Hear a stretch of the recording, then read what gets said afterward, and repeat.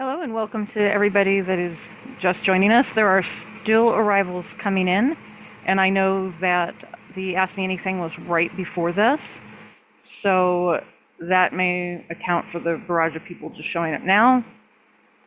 Gonna wait for the pings to die down here, and as soon as they do, I'll get started. Okay, it looks like everybody seems to be settled in. My name is Shannon Broden. I'm both an events assistant for the ALA student chapter here at San Jose State University, as well as membership director for the UX student group here at the iSchool. And we are, both groups, coming together to present this event to you called The Importance of UX in Libraries. Before we continue, I need to make an announcement that unfortunately, Michael Aguilar is not able to join us tonight. I would like to read you his bio, and he does request, if you have any questions, to get in touch with him. And he's pretty easy to find because he's a senior assistant librarian here at San Jose State University's King Library, currently serving as the User Engagement and Insights Librarian. He's also a Public Voices Fellow with the Op-Ed Project. He's interested in the role that design plays in addressing our most pressing social issues, and his current work examines the role of design in the formation of relationships with library resources, as well as services and spaces. His recent research examines belonging and othering in education spaces, the impact of the COVID-19 pandemic on student engagement and perceptions of the library, and how both of these impact performance. His graduate degrees are in social science and information science from UCLA, with a focus on user experience research and design. And again, Michael deeply regrets that he cannot be here today. And please, if there's any questions you think of after what we do today, he would love to talk to you. As I mentioned, this is a joint effort between ALASC and the UX student group. So as the membership director for the UX group, I'll let you know a little more. But first, I'd like to introduce Eddie Lagos, who is the membership director counterpart for the ALASC, for some announcements and information how you can get more involved. Great. Thank you, Shannon. And hello, everyone. Good evening. Thank you all for being here. And I'd like to thank the UX student group for co-hosting this event with us. Again, my name is Eddie Lagos. I'm the membership coordinator for the SJSU ALA, that's American Library Association student chapter. So I want to talk to you a little bit about who we are, what we do, how you can get involved, and why you would want to get involved with our student chapter. So with that being said, I'd like to share my screen here. Host. Oh, Shannon, can I get those privileges, please? And I've also, in the chat, I've put the link to our website. So give it a try now, Eddie. All right, cool. Thank you, Shannon. All right, give me 1 second here. Share. Cool. All right. All right, so as I mentioned, our official name is the American Library Association student chapter of the School of Information at San Jose State University. And that's us. That's a picture of us. That's all our beautiful faces there. There are some people here, I think there's about 3 people that are left, because they graduated. And there's some new people that are not on here. So I apologize to the new people, but please know that you are loved and appreciated. All right, so we are, like I said, the American Library Association student chapter, and we foster community, and connection. Oh, my thing's not working. There we go. We foster community and connection among all students and across all career pathways within the School of Information. Our vision is that ALASC is committed to providing an all-encompassing, welcoming, and supportive environment for iSchool students to connect, collaborate, and grow. To prepare our members and inspire our students for service as librarians, archivists, and educators, membership is open to all iSchool students free of charge and provides resources for professional development, scholarly opportunities, and networking. So first, let me talk to you a little about membership. So if you're wondering, how do you become a member of the student chapter? Well, if you are an iSchool student, surprise, you're already a member of the student chapter. So what matters, I guess, is how and to what degree you decide to express that membership. I would suggest the first step is to go to our website. Again, the link is in the chat. On our homepage to the right, you'll see a submission form for subscribing to our newsletter. This goes out every month, and it's a good way to keep in touch with what's going on with the student chapter and also with the American Library Association and just news around the library world. Right below that form, you're going to see some links to our social media. We have a wonderful social media team headed up by Rebecca that posts regularly to our social media platforms. So you can click on those links and follow us there. Additionally, when you land on that homepage, it's going to look something like this. And these are articles written by our awesome blogging team that's headed up by Sabrina. As you can see, there's articles relating to our student chapter news. So that's our blog. Another way to get involved is to visit us at our events like you are right now. So Kat, I believe Kat is here. She's our events coordinator, and her and her team do an awesome job. In October, we're going to have 2 events. One is Connect Over Coffee. This one is, we're inviting iSchool alumni to come back and talk to us about their experiences post-graduation. So if you're wondering, want to get some insight about what life is like after you graduate, maybe some things to expect, there will be some like Q&A, give you a chance to ask questions to them. You don't need to drink coffee, I don't think. You could just show up. I guess you could drink some other drink. We're also going to have a trivia night in October. This is your chance to flex your trivia muscles. So if you like trivia, this would be good for you. The theme is not book adaptations, by the way. That's from last semester. So if you missed that one, don't worry, because this semester, I'm sure the events team is coming up with another cool theme. And you can win prizes at this one. So there you go. In November, we're having our Around the World Library Tour. This is kind of self-explanatory, but it's a fun way to get together with your peers at the high school and look at libraries around the world. And this one, I believe we are going to have some giveaways on this one. And finally, in November, we're going to have, this is a new one, I believe. It's going to be about health sciences librarianship. So we're going to have some information professionals of this particular field come and talk about their experiences in this field. So if this field interests you, please show up for that one. And again, the way to stay notified is subscribing to our newsletter and following us on our social media platforms. Well, let's say you want to get even more involved. That's just not enough for you. Well, you can become one of our executive committee members, just like me, Shannon, and Kat. I think Connor's in here too. So every semester people leave, right? We hate to see them leave, but they're graduating, so that's good. And I do believe we're at least having 2 vacancies. And I think it's going to be chair and vice chair. So again, that you can get notifications that way through our newsletter and social media, but also by email. If you'll get an email from iSchool alerts. I'm sure that's probably how you got notified about this event, about any openings in our executive committee. Why would you want to join the executive committee? Well, besides hanging out with fun, cool people, you can gain leadership skills, build a peer network, learn skills directly related to the library and information science field, collect evidence for your e-portfolio. Oh, yeah. If you just even started this semester, just start collecting now. And you get a chance to go to ALA conference. I went, actually, and Shannon, I actually met Shannon there, and I met Kat, some other student, and Sabrina too. So that was a lot of fun. So those are some of the ways you can get involved, some of the reasons why you'd want to get even more involved. And I think that's going to be it for me. If you have any questions, my email is right there.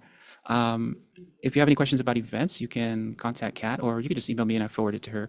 I think she's in here somewhere. Kat, if you're in here, say hello. Yeah, she's posted in the chat. All right, cool. All right, guys, thank you so much. This should be a great event. Let's get on with the show. Shannon, back to you in the studio. Thank you, Eddie. Quick note for those of you who are interested in more about the UX group. Since we're going to be talking a lot about UX tonight, I'm not going to give that level of a rundown, but I am putting the link to the UX group's website in the chat.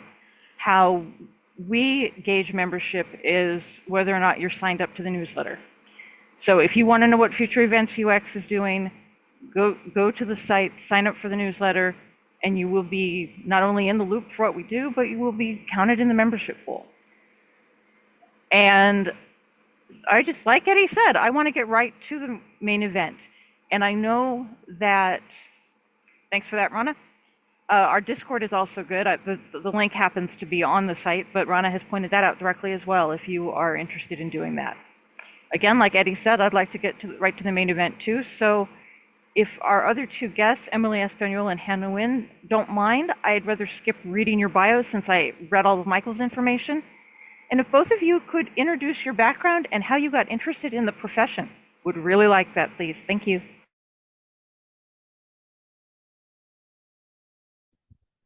Hi, everyone. My name is Hannah, and I am an iSchool alumni. I graduated last year, and I also served on the UX student group as their social media coordinator for 2023. And currently, I just actually had my first day today as a marketing specialist at SpringShare, which if you're not familiar with SpringShare, they make a whole suite of library software web apps. Their most famous application is LibGuides. Um, and how I got interested in librarianship and this whole field, oh, thank you, um, was that I just grew up going to public libraries. My mom was a teacher, so she really instilled a love of reading in all of her kids. And then I also grew up in a rural area where we didn't have great internet access, so I just all growing up was going to public libraries to use their internet. And then I ended up working in marketing for about 10 years in the healthcare industry primarily. And I just didn't feel passionate about what I was doing. And I saw a job posting for marketing at a public library, and I decided to start the program and kind of have been slowly shifting to doing internships for libraries and then now working at SpringShare. All right. Congratulations on the job, Hannah. Oh, Okay. thank you. That's so exciting. It sounds really perfect for you. Okay. Hannah and I know each other from Dr. Chow's UX internship before we graduated. I graduated last year as well. We know each other from the internship a couple years back. But I got interested in libraries because I was started working in libraries in August 2019, and then about like 6, 7 months later, the world shut down, and I just kind of like used that time between March and when we reopened in June to like reflect on the higher goals of the library and discovered that it was very close to my own personal values. And so I started looking for more library jobs. And once I started to apply for those, I was like, okay, if I get the next big library job, I'll go to get my MIS. And I did. I got library assistant position at my current institution, Roseman University for the Health Sciences. And so once I got that job, I was like, this is probably a sign that I should keep going. And I did. What got me interested in UX was a project in my library that my mentor, I call her my mentor, the librarian at my institution was doing, where she wanted to look at our LibGuides and see if there was a way we can improve them and make sure they're usable for everybody. And so she put me on that project. I did a lot of research and background information and pulled a lot of background information and groundwork for that. And that became like a steady project that I've been doing in the background of my usual librarian work. Fantastic. Thanks for that. And also, Emily, as I recall, you were involved on the ALASC in the executive committee, weren't you also? Right, I was a blogging lead. It was such a time. I loved it so much. I'm still connected to all of the people I was on the e-board with. They're like my besties. We wave to each other at conferences all the time. It's the best. Appreciate it. I just wanted to let people know that not only do both of you know UX, you're familiar with both being in student organizations, since Eddie spent some time on that earlier. Now, to whoever wants to go first, since user experience, which as we know is also called UX, can have a large number of applications in relation to libraries, how would you personally define it, especially based on your own personal experience? I could start. So I think that exactly what you're saying. UX in libraries has a lot of different applications because every library is so different, and they're constantly evolving to focus on the communities that they're serving by making their services as useful, usable, and easy to access as possible. And what I like about UX is that it's just as much about meeting current user needs as it is about identifying challenges for potential users. So growing your user base, especially coming from a marketing background, so often marketing can end up being where you have a user and you're trying to get them to do a specific thing on a website, whereas UX is kind of like you're trying to help the user succeed in what they're trying to do already. To hop on that. Like, yeah, same.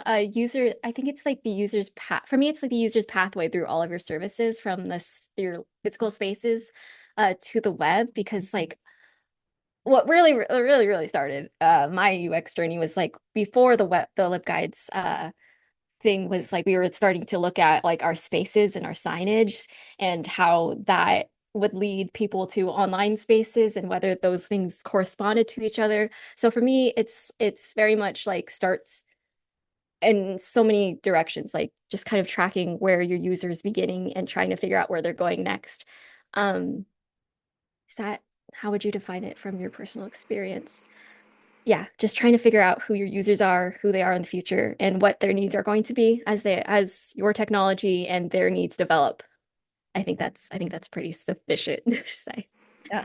So, looking at what you described, for example, there, at the physical space and the correlation to the online usage, I don't know how much more you're able to get in depth with that as a strong example, like whether or not it turned out to correlate. I mean, I'm personally curious what if the two did have any impacts on each other. But if you're not allowed to, it's okay. It's fine. It's just hard to describe now because that project was in 2021 and that's like 3 years ago now, and there's so many things happening since then. But what I can remember is that like, when you like go back through your spaces, things start to become invisible to you. Like you stop noticing all of these signs that have been popping that might pop out to people who are just coming to the space. Like we had signage all the way down to our staplers. It was that intense because we just wanted to point everything out to people and give them all the information all the time, and it just became overload. And when it's you there's just that much information, you just shut down, you stop reading the things. Another thing that happened was like there would be like QR codes to websites that don't exist anymore, that or libguides that we unpublished. There were links, bit.ly links that were still too long, even though they were bit.ly links. So we were just kind of like assessing like what of this information that's leading people to other spaces or to online spaces, are they actually being used? Are these like little signs actually usable?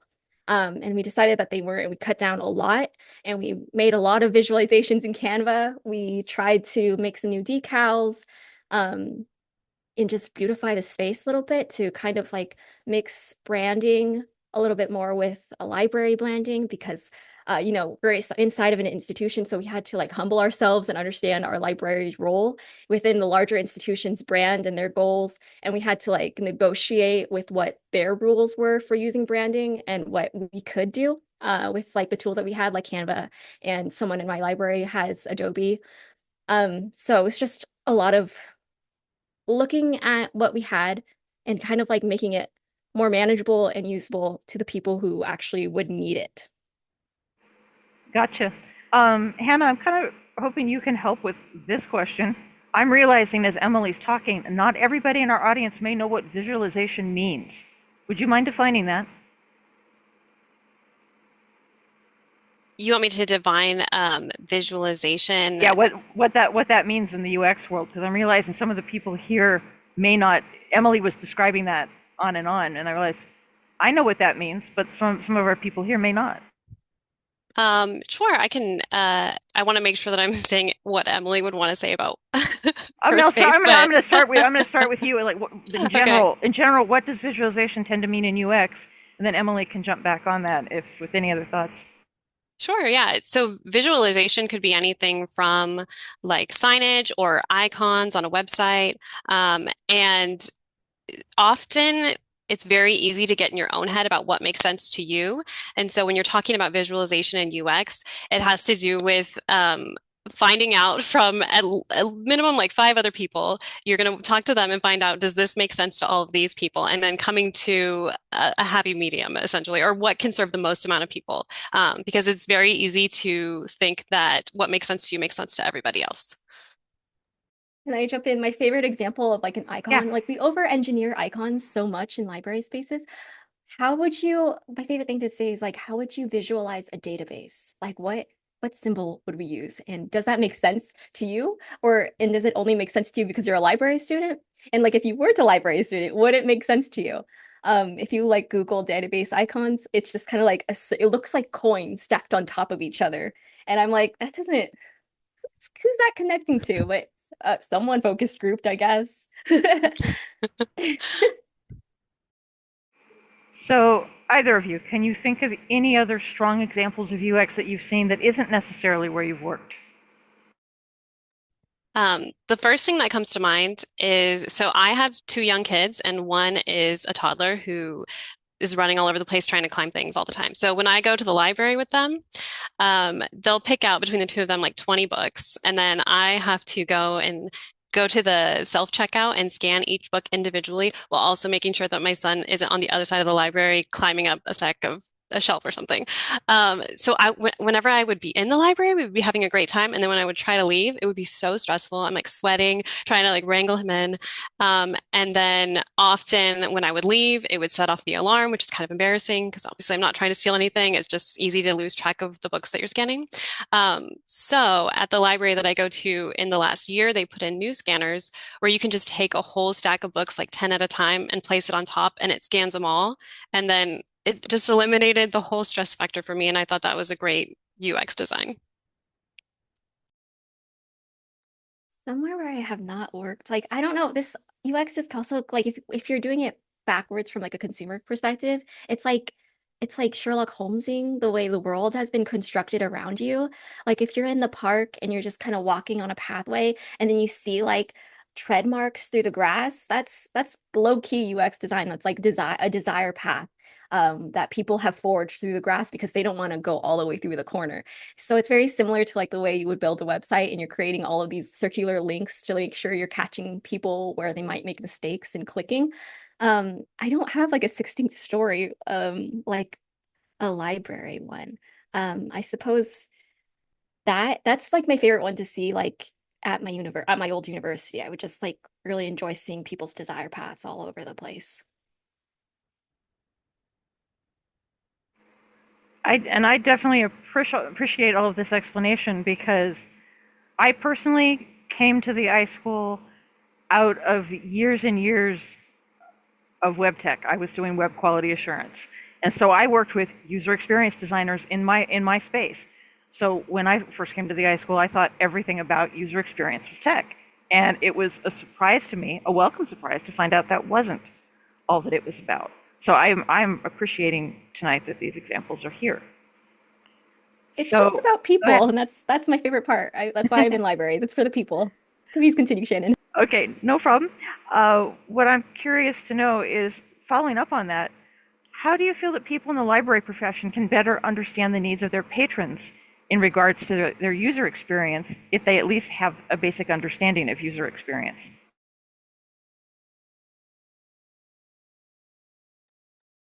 Um, I mean, I think the simplest answer is asking them, which sounds maybe oversimplified, but then a lot of times it's so easy because librarians are spread so thin to get too far down the path of something before, or like maybe too far into the budget and you're like kind of afraid to find out what people are thinking about something.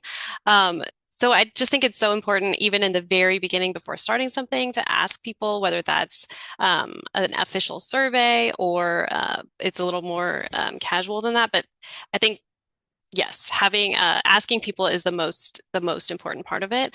Um, but I also think that you can do something like testing out everything from a user perspective as well, and having multiple people in your library test it out. So if you're advertising a new service or a new collection and saying like, go check it out or go reserve this, make sure that people in, on your side of things have also, tried it without an account and how hard is it and, what are the pain points? What are the pain points there? Yeah, never underestimate the need for a regular needs assessment, like whether that's through a survey, a focus group, or just like kind of asking your frontline staff like what questions they're coming across often. Um, this is where I think our reference skills can come into play. Like in every interaction, you have to devise a good question and then learn to be quiet as they kind of like figure out what their needs are, and how they can explain it to you. Of course, like you also have to think about like if you're talking in person or like over email, you devising a good question is like the start of like a decent needs assessment and reference interview.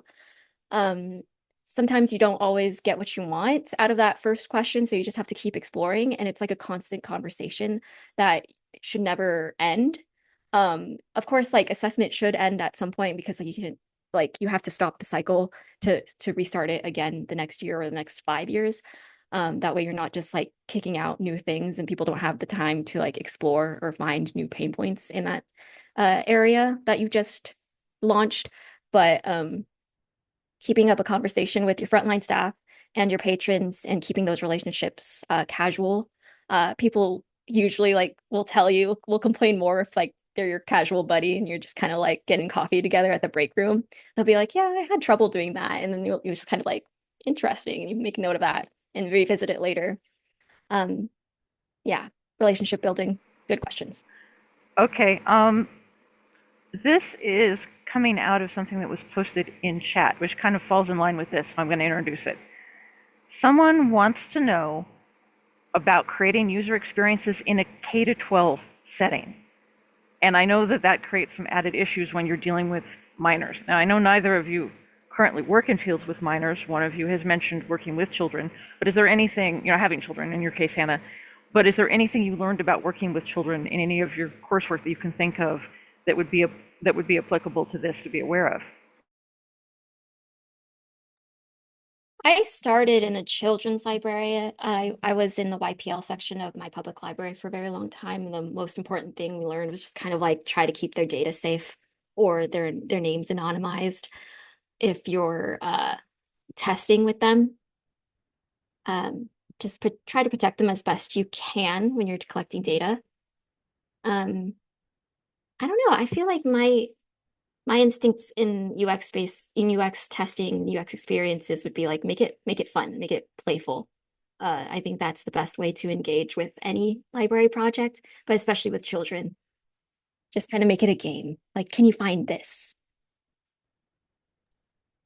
Yeah, I don't have experience working with children as a librarian, but my instinct is saying that, although it's hard because they are also very spread thin, but would be to have a survey for the teachers and find out what the teachers are looking for bringing in, what it's always good to have the teachers on your side and like they can see that you're really trying to do good things for the students. I think that a survey to the teachers would probably be great.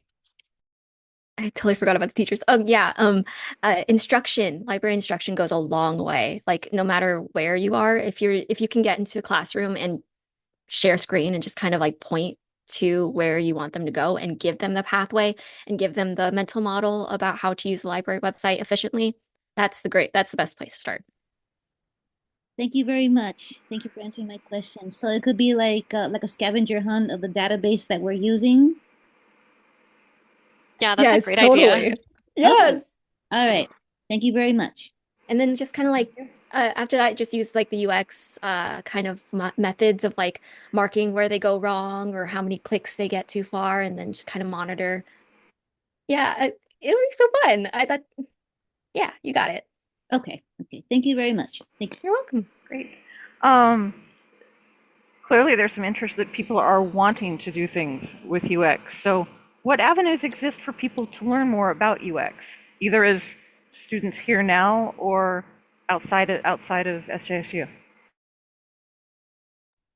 Yeah, so as a student, there are quite a few UX classes. Obviously, there is the main user experience class, and that one kind of does an overview of both web and in-person UX, kind of like the broad principles. But I learned a lot in that class. And then there's also an information architecture class if you're more focused on the actual websites. That's a great place to start. I know when I was a student, I'm not sure if this is still the case, but we had access to LinkedIn Learning, and they have a UX course in LinkedIn Learning as well, but it's pretty general and not very hands-on. And then Coursera, they have another UX, but it's actually a certificate and it's very hands-on, and you actually create prototypes and get access to Figma and can get feedback from other virtual students that are learning. And I believe that the iSchool offers Coursera now too, or it could be available through your public library. So those are great places to start. I'll plug our student groups who are hosting us. There are also excellent places where you can start. Like when they said leadership skills, I was one of the blog leads for ALASC for a while, and there's so many projects like on that website alone. Like it looks like they cleaned it up now, but when I was the person, our tag systems were kind of messy, so I was like, someone's got to clean that up. I don't want to do it. So I kicked that to the next person because it was just such a big project. But what I instituted when I was there was like guidelines about what the blog should look like when I was there. Like I always wanted like a featured image because people respond to images better. I wanted like I created style guidelines to make people want to click, like those kinds of little things where you're creating uh inside the blog. At least we were trying to create incentives to make people click on the pathways that we wanted them to click. So you click into the blog, you click into the article, and then you follow it to our interviewees you know presentation, or you click into it and you go to their LinkedIn and connect with them. Just kind of like creating these opportunities for yourself inside these student groups is extremely powerful. And it also gives you like really good friendships because people see that you're motivated and they love that and they want to work with you more. And then it turns into friendships, it turns into job opportunities often. It turns into a whole lot of just like good relationship building for the future. So student groups for sure. Yeah, and that's such a great point because especially as distance education students, it's can really feel like I'm just doing this all on my own at night when I get home from work or when my kids are asleep, and you feel very isolated. So when you join a student group, you can feel a lot more connected. Like I still talk to people that I was in the student group with, and also me and Emily didn't even talk about our internship that we did together, which that was, I believe, it's called a special studies for UX with Dr. Chow, and yeah, so we got to work really closely together. We worked, I think we did 9 hours a week, where we met each week, and then we had our own tasks to do with redesigning certain pages of the iSchool website, and then also working with other nonprofits. And it was great work experience. It gave me things to talk about during job interviews, especially as a career shifter. So I could talk about like, my experience with doing academic research and that kind of thing. So that's also another way that you could get involved. Yeah, I think I will also say like Dr. Chow gave us so much to do. Like I redesigned a page of the iSchool website, and I like screenshotted it and then I compared it to like the wireframe that I made in Google Slides. Like I didn't even Figma it. I like just made it in Google Slides. I was like, I don't know what I'm doing. And it looks pretty cool. I was able to use it as evidence in my e-portfolio. Something else my coworker said to me was like when she was a student, she went to another university. She had to ask a lot of libraries to help her finish her projects. I'm sure there's like a lot of libraries that are like completely like understaffed, or maybe just like they're just spread a bit too thin. So if you like reach out for a class or something and ask them to do a UX project for them, like a needs assessment, building a survey, learning how to do qualitative data and quantitative data in like Qualtrics or something, and how to like assess it, or a LibGuides project like what I did, and just kind of read the literature itself and learn how to search for it. That's also helpful. I would advise as a library, we're all librarians here, like try your best to like find as many free resources before you start to pay for them. Because there's just so much out there, especially for UX design. It's got its roots kind of in like computer science, and computer sciences are very like open access, like that's a part of their ethos. So there's just a lot out there. Thanks for that. And also, because I was going to ask you both to talk more about Dr. Chow's 298, that's actually how the three of us met, because I was incoming for the summer as you were going out, and all of us were at the California Library Association. I was hoping the two of you would talk about what it was like doing that presentation where I wound up assisting at Hannah's table, if you don't mind. No, I don't mind. Yeah, so at the end, actually, it was a whole semester later. So we finished our internship in December, and then we went to the meeting, I think, in May. And so Yeah, Dr. Chow just said, hey, I'm submitting this as a super session at CLA, and if you guys want to come, then you can come. And so me and Emily and a few other girls, and then someone even came in remotely, and then that's where we met Shannon as well.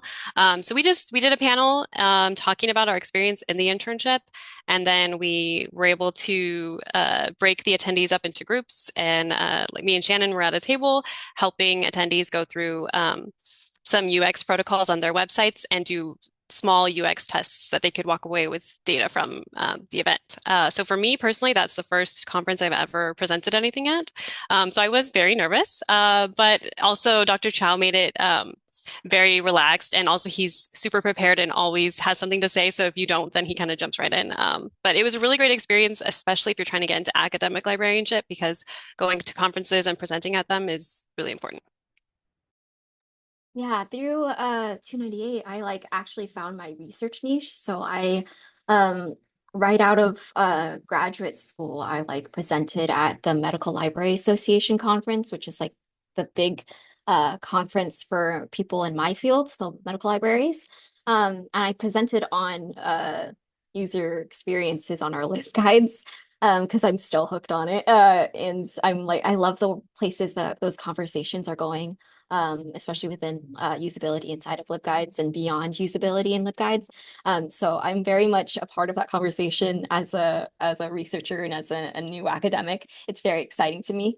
But that super session was my start, and it was actually a very chaotic morning for me. My flight got delayed like 3 times, and I didn't get to the hotel until like 15 minutes before, but I didn't know it was 15 minutes before. I thought I still had 30 minutes. I hustled over across the street to the conference room, and I got to my seat like 2 minutes before we began. Um, that the lesson from there is like plan to arrive at a conference a day before, just in case. Like I also like went to MLA this year when I presented. No, it was a pharmacy conference, but I presented and I got there a day early. And then the next day, that was when that Microsoft IT bug glitched everyone out and no one was able to come to the conference. So, do with that what you will. I was very lucky that day. Yeah, what you do is you learn to pivot and roll with it. That was kind of like when I wound up going with Dr. Chow to LibLearnX in Baltimore early this year, and we did an AR virtual reality conference where then he broke them up into small groups and did a very similar sort of thing. But that was that time period back in January where the weather was so bad, and because I had arrived early and I was going all the way across country, I was there, but a lot of the attendees didn't show up. So I feel your pain. Yeah. But again, preparedness is a good thing. So here's one that I thought of more knowing the background of someone like myself who came from tech but not necessarily from libraries. If there's anyone who comes to the program with more of a UX background, but it's outside of libraries, and want to better understand how to relate that experience to libraries, do you have any specific advice for them?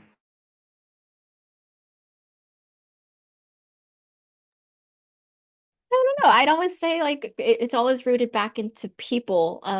That's like something that I've noticed is that like we're moving away from like resources only. Like we're only being like, look here, but we have to figure out what they need to get them to look here, you know?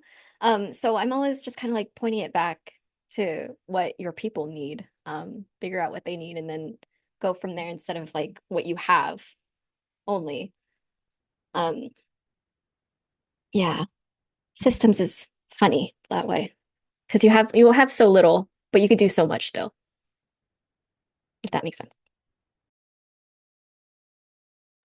Yeah, I'm not sure that I have any specific advice other than kind of what we talked about, how UX isn't just a web focus. So if you're going into libraries, often they're community gathering spaces. And so thinking about the actual building, the signage, the wayfinding, all of that can relate to UX. And so I think that would be my advice is kind of like look at all the different avenues or ways that the library is serving the community. And someone in chat asked this way, and I was leaning this way myself. What if you've got somebody who's the opposite? They have lots of library experience, but they're intimidated at the thought of what UX might be. What does that mean? I think one of my takeaways. So I took Professor Schmidt's user experience class, and I my big takeaway from that class was that because you do a lot of exercises like card sorting or just going to a library and literally sitting at a desk and observing things around you, or just reading signs and taking pictures of signs that don't make sense. And so I think my big takeaway was that a lot of UX can be pretty simple, and even some websites can make really simple changes to improve accessibility, like even just updating all the images to have, alt text and things like that, that really don't take as long as it sounds. So if you're intimidated by UX, I would encourage you to read. There's a book, I think it's called "Don't Make Me Think." And it really breaks down very easily. And it's probably a little outdated at this point, to be honest. But if you're intimidated, I think it's a great place to start because it really shows how simple UX could be. Actually, I'll interrupt for a second, Hannah. That book has recently been revised and updated. The updated version we used in my web usability class this spring. So, Awesome. Emily, go ahead. Okay, I'm looking at the question, Amrita, and it says intimidated by some of the technical aspects. I'm assuming that like you kind of are thinking about coding and like data. For the coding part, I would say just for all of it, like collaborate, collaborate, collaborate. There's like you can build a team around you, kind of like fill in the skills that you are like less strong in. And then from there, you can learn from them by watching or asking them questions. I have a collaborator right now who's very strong in coding, like especially in JavaScript. I never got as far as learning about JavaScript. So I just kind of go like, okay, I know how websites generally work. Can you do this? And he's like, yeah, let me just da, da, da, da. And he would just kind of like tap away and I would like look back at the code he'd written and I just kind of like, okay, so that's what that means and this is what that does. And I'm like, I don't understand that. Let me copy it and Google it. And then if like worst comes to worst, I'd be like, Chat GPT, what does this do inside of a website? And then Chat GPT will tell me the answer, and then my coworker will tell me the answer. It's just find people to help you, and you'll find more success that way anyways. A lot of academic publishers and conferences really favor people who are authoring with people who are outside of their institution or just like with other people who are like early career. So make friends here. Make friends while you're in your classes, find collaborators that you like at your workplace, and then see how you guys can work together to make something bigger. Okay, we have another question in the chat, and I don't know if either of you will know the answer to this, but since we have a little bit of time, they're asking, is there an online resource that allows users to look up the Dewey number of a title?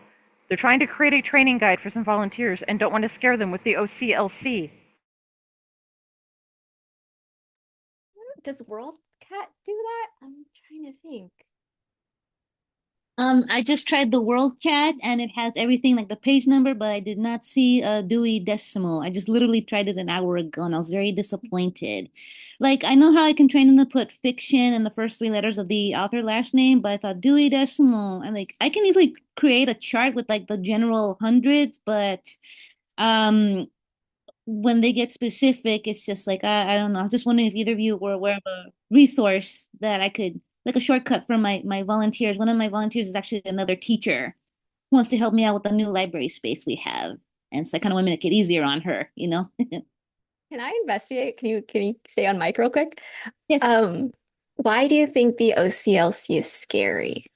Well, not for me. I'm comfortable with it. No, no. Why do you think that your volunteers would be intimidated or afraid by it? Like, I just want to make it easier on them, but I could always, show like a screen cap and circle. This is the breadcrumb that you want. It's just like looking at all those details and all those numbers. I'm just trying to remember from my cataloging experience that okay, they got to look for this number and this number, and some records are about ebooks and all that.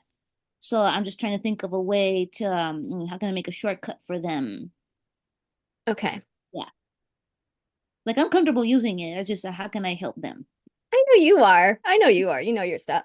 I'm kind of like, I don't know, like if sometimes I remember when I was training people, like I would make all these things and then like it would eventually just turn into too much. Like if you have the time and capacity to do it, but like also kind of probe why if and actually check them to see if they would be comfortable with OCLC. It's a learning process for sure. But I don't know. Okay, I will keep Googling for you though. Because I'm sorry, but I'm sorry I didn't want to target you, but No, not at all. it's definitely a system that is difficult for non-librarians. Uh-huh. But I don't know. When I was training my student workers, I would kind of like challenge them. Like that's why they're working with you, isn't it? Good. But I will let's continue Googling together and we'll figure something out. Sorry. Okay, in the meantime, we are coming to the end of the main presentation. So, Emily, Hannah, if you have any closing words of advice that you'd like to share, please go right ahead. I guess so. In terms of advice, I would say that so I'm a career shifter. I mean, technically, I just got a job in marketing, so I'm still doing marketing, but in the library field. But I would say that it is difficult to change careers later, and try to seek out internship opportunities as early as you can while you're a student. It's really helpful. I was able to I interned for a public library in Oregon. They just had a remote internship that I did for just a few hours a week. And I was able to create some web pages for them. And definitely the UX internship helped me to feel comfortable doing that for them. But it also really helped me in the interview process. So if you're able to, I would seek out internships. A lot of them are remote on Handshake, you can find them. Um, and also, maybe just because I was searching more widely, don't be, or definitely look into library vendors as well. Obviously, I'm working for SpringShare now, but like EBSCO, their employees are remote as well. And I interviewed someone from EBSCO and someone from Libby for some blog posts for the iSchool. And there's a lot of job opportunities that are like library adjacent as well if you're job hunting, especially in UX. Yeah, the vendor space is so interesting to me. I love that you're there. Because that means I got it in. Uh, yeah, I'm always about the people. Like find your humans that you really, really like in the iSchool and they'll be your besties forever, I swear. Um, Collaborate well, learn how to do it, learn how to get feedback without taking personal offense. That's how you'll become a better collaborator as well. Just kind of like throw everything at your people and just find like a workflow that works for you where you feel comfortable and confident. I always miss what is it called? I think it's called the student halo, where like if you have student.sjsu.edu at the end of your email, like anyone would be willing to like converse with you, especially people in our field. We're very, open access. We want to help people grow. Usually you'll find like sticklers who are like, no, you struggled. I struggled. Now you must struggle. But for the most part, librarians are always looking to help each other, especially the early careers. So find your people, find your mentors, and seek out opportunities. And if you can't find any, make some for yourself by joining a student group and getting into positions where like you can develop these skills for your e-port and for life. Thank you both so much for being here today. And on behalf of the ALASC and the UX student group at the iSchool, I thank you for being here today. I wish you all the luck in whatever it is that you set out to do. Have a great night.